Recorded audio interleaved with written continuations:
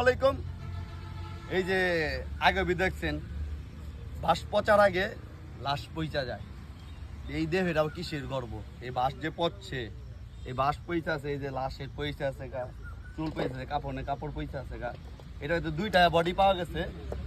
মানুষ তো অনেক কথাই কয়, অনেক কিছুই কয়, হ্যান করে ত্যান করে মানবতা। কালকাতা একটা অ্যাক্সিডেন্ট হয়েছে, আপনারা দেখছেন আমার এই টিকটকে ফেসবুকে হয়তো বা দেখছেন ভিডিওর মধ্যে। 50 জন মানুষ ছিল, মানুষটা কেউ হাসপাতাল নেওয়ার মতন কোনো মানুষ দেখলাম না। বললাম একজন মানুষ আমার সাথে আসুক, কিন্তু কেউই আসলো না। 50 জন মানুষ যদি থাইকা যদি এতই যদি দেহের যদি গরম থাকে, টাকা পয়সা দুনিয়াবি ব্যস্ততা নিয়ে যদি থাকে, তাহলে এত দেহ কি দাম রইল?